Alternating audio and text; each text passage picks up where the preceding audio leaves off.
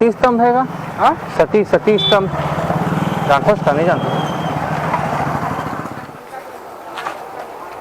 भाई। जो कोई भैया जो कोई पत्थर गड़े क्या कोई चौक वॉक में यहाँ जान रहे हो क्या? यहाँ पत्थर ऐसा कोई चौक वॉक में ऐसा पत्थर है क्या? नहीं जान रहे क्या? नहीं होगा शायद तक। नहीं, ये चौक है, ये दो तक चौक है। हाँ ऐसा कुछ तो दिख नहीं रहा। पत्थर है नहीं, पत्थर गड़े नहीं है बड़ा। अरे सती पत्थर बोल जाते। सती पत्थर जानता था? वही जगह तो नहीं गड़े है ऐसी। कहाँ? बस्ती कहाँ खोल जानी भाई? वो आखिरी में का? हाँ वहाँ से तो आ गए हूँ। वहाँ पास नहीं है। हाँ तो यहाँ नहीं है ना वो। ठीक है।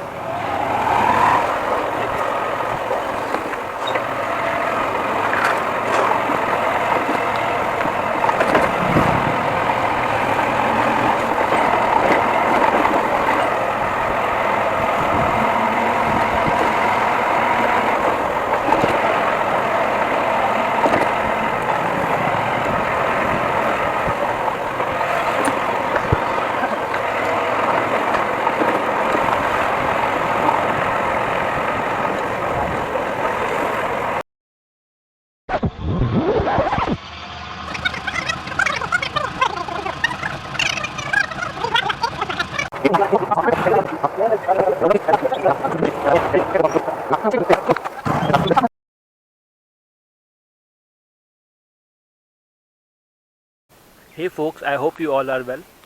Welcome back to my channel. तो आई होप आपको मेरे सारे वीडियो पसंद आ रहे होंगे जो मैं रेगुलर डाल रहा हूँ। आज मैं एक बहुत ही ज़्यादा इम्पॉर्टेंट जगह पे आया हूँ जो छत्तीसगढ़ के इतिहास से जुड़ा हुआ है, पर लोग यहाँ के बारे में जानते नहीं हैं। जो भी लोग CGPSC की तैयारी कर रहे हैं या फिर जो भी लोग इस छत्तीसगढ़ के इतिहास को थोड़ा बहुत भी जानते हैं, उन्होंने बिम्बाजी भोसले का नाम ज़रूर सुना होगा। ये एक मराठा शासक थे और छत्तीसगढ़ के सबसे बड़े पहले और स्वतंत्र राजा माने जाते हैं। इनके बाद किसी ने भी छत्तीसगढ़ में डायरेक्ट रूप से राज नहीं किया था। उसके बाद सब लोगों ने नागपुर में रहते हुए ही यहाँ पे सूबेदार रख के राज किया था।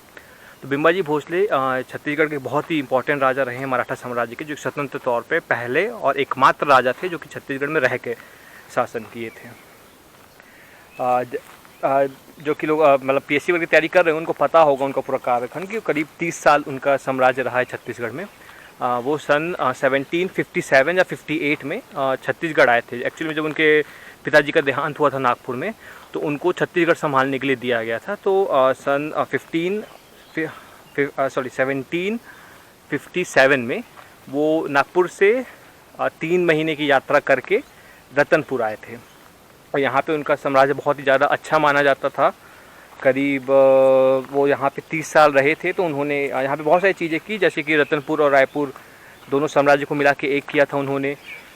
और दशहरे के मौके पर उन्होंने स्वर्ण के पत्ते बांटना स्टार्ट किया था। तो काफ़ी बड़े राजा वो माने जाते हैं। उनके बाद जो उनके एक कजिन थे चिम्बाजी भोसले, उन्होंने भी यहाँ पे कमान संभाली, पर 1 साल में उनकी वजह नहीं पता है, लेकिन उनका देहांत हो गया था। उसके बाद से जो भी यहाँ पे जहाँ पे जो शासन किए हैं वो लोग नागपुर से इनडायरेक्ट रूप से यहाँ पे सूबेदार रख के ही किए हैं।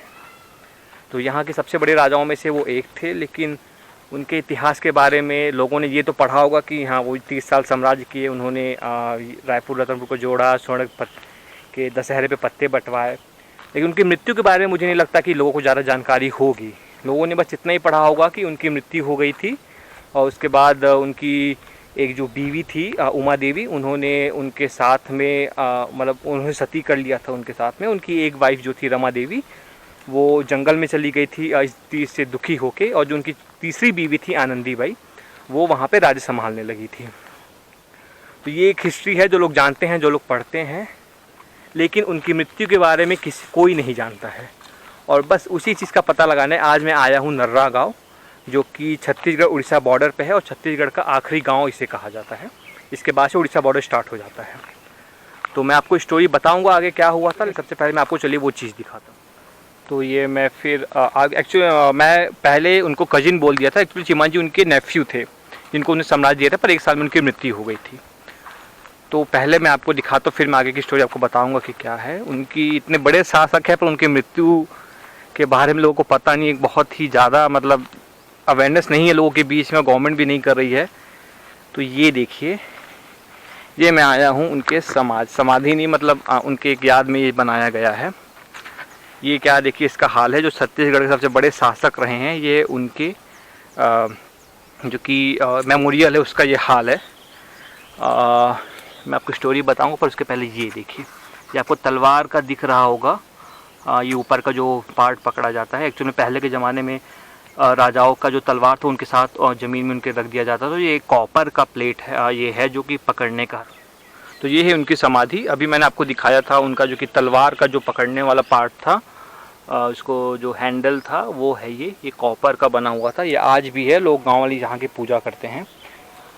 कुछ हिस्टोरियंस का ऐसा कहना है कि एक टाइम पे ये एक अच्छा स्मारक रहा होगा। ये ऊपर पूरा अच्छे से ढका होगा, पत्थर होगा, पर आज देखिए इसकी क्या हालत हुई है। गाय का गोबर पड़ा हुआ है, टूटा फूटा एकदम बेकार सा। तो एक्चुअल में जो इसकी स्टोरी थी वो ऐसी थी कि जब 1788 में यहाँ पे माना जाता है कि उनका विद्रोह हुआ था। यहाँ से उड़ीसा से मतलब इस जगह से इस गांव से करीब 15 किलोमीटर दूर एक जगह है उड़ीसा में, परसकमल या कुछ ऐसा, मेरे को नाम एग्जैक्टली याद नहीं। वहाँ पे ऐसा माना कि विद्रोह हुआ था। उस विद्रोह को दबाने के लिए वो रतनपुर से यहाँ आए थे, लेकिन उस विद्रोह के दौरान उनको एक जहर लगी हुई तीर उनके पैर में लग गई थी।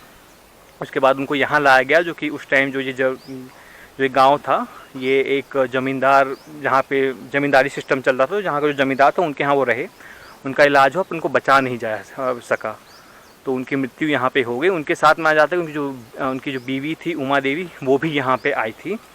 तो उनकी मृत्यु के बाद उनकी जो डेड बॉडी थी उसको रतनपुर या रायपुर या नागपुर ले जाने के बजाय उन लोगों ने इसी गांव में उनका सारा अंतिम संस्कार किया, और जो उनका स्मारक है वो यहाँ पे बनवा दिया, और जो उनकी तलवार थी उसको वहाँ पे गाड़ दिया गया। जैसे कि आप मूवीज़ वगैरह में भी देखे होंगे, जो राजाओं के मौत के बाद उनके तलवार को उनके सामने गाड़ दिया जाता है। तो ये थी स्टोरी पूरी, लेकिन जो इसका स्मारक का हालत देख के तो बहुत ही वो लग रहा है। जो उनकी बीवी थी उमा देवी, वो भी यहीं पे सती हुई थी। वैसे उनका सती स्तंभ है रतनपुर में बोलते हैं, लेकिन यहाँ भी उनका कहीं पे सती स्तंभ है, वो मैं अभी देखूँगा कहाँ पे। उसकी भी हालत बहुत दयनीय है, मैं सुना हूँ कि अच्छा नहीं है वो भी, मतलब बस गड़ा हुआ है कहीं पे ऐसे बीच चौराहे पे, कोई इज्जत है नहीं। ये थी स्टोरी इतने बड़े शासक की जो छत्तीसगढ़ में 30 साल रहे। उनका समय बहुत ही ज़्यादा अच्छा माना जाता था, और ये उनका हाल है। एक्चुअली में जो इस चीज़ का प्रूफ है वो पुणे में एक म्यूज़ियम है, वहाँ भी रखा हुआ है। एक चिट्ठी है जो यहाँ पे पंडित है जिन्होंने उनका सारा अंतिम संस्कार किया था, तो उन्होंने एक चिट्ठी लिख के इस चीज़ के बारे में बताया था कि इनका देहांत हो गया है और इनका यहीं पे इनका सारा कार्य किया गया है। तो उस चिट्ठी को आज भी पुणे म्यूज़ियम में रखा गया है। जो पंडित जी थे उन्होंने ही वो लिख के उन लोगों को इन्फॉर्म किया था उस जगह के बारे में। तो ये स्मारक का हालत, तो मतलब ये गांव है, गांव के आखिरी कोने में ये एक स्मारक है। हाँ, लोग थोड़ी यहाँ पे पूजा पाठ करते हैं, लेकिन जो सम्मान मिलना चाहिए इस जगह को वो नहीं है। अगर हम औरंगाबाद जाके औरंगजेब की जो कि कब्र है, मज़ार है, वो अपन देख सकते हैं, तो आई थिंक इसको भी रिस्पेक्ट मिलनी चाहिए। कम से कम 2 लाख 3 लाख से ज़्यादा लगना नहीं है। थोड़ा अच्छे से इसको कवर कम से कम कर दिया जाए कि एक रिस्पेक्टफुल तरीके से रहे, क्योंकि हालत बहुत ही ज़्यादा ख़राब है इस जगह की, टूटा फूटा है। और मतलब बिम्बाजी भोसले एक बहुत ही बड़े शासक माने जाते हैं यहाँ पे, और उनका इस तरीके का होना अच्छा नहीं लगता। तो गवर्नमेंट अगर हो सके तो कुछ अगर कर सके इस प्लेस के लिए तो बहुत ही अच्छा होगा, अगर यहाँ पे इसको कवर कर दिया जाए। गांव आया तो यहाँ के लोगों को भी इस जगह के बारे में नहीं पता था, मुझे पूछना पड़ता था कि कोई स्मारक है क्या यहाँ पे, तो उनको नहीं पता था। फिर उनको मैंने फ़ोटो दिखाई तो कोई साईं बाबा बोले, कोई कुछ बोले, तो लोगों को यहाँ की जानकारी भी नहीं कि एक्चुअल में ये है क्या। तो शायद मुझे लगता है कि इस पर थोड़ा ध्यान देने योग्य चीज़ है ये, क्योंकि ये बहुत इंपॉर्टेंट स्मारक है यहाँ के हिसाब से। एज ए टूरिस्ट स्पॉट भी ये बन सकता है, लोगों की समाधियों पे लोग जाते हैं देखने, जो बड़े बड़े मतलब आप राज्य देखेंगे, जो वहाँ के बड़े बड़े शासक रहे हैं वो उनके यहाँ लोग जाते हैं, उन स्मारकों को as a tourist place develop किया जाता है, पर यहाँ पे प्रोटेक्शन भी नहीं है इस जगह को अच्छे से।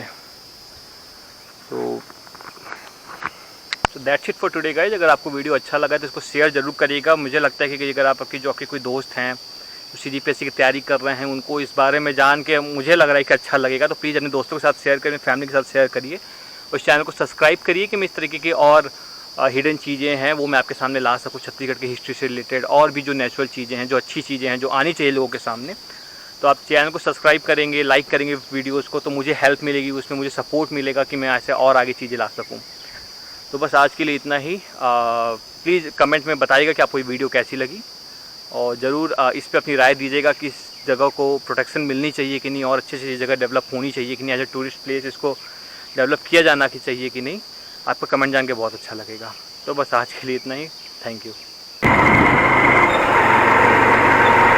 तो भाई जैसे मैंने बताया था कि यहाँ पे एक सती पत्थर भी है, मतलब जो उनकी जो बीवी थी, जो उमा देवी सती हुई थी, तो उनके याद में एक पत्थर यहाँ गाड़ा गया है, लेकिन वो मुझे मिल नहीं पाया अनफॉर्चुनेटली। मैंने गांव वालों से भी पूछा लेकिन वो नहीं जानते हैं।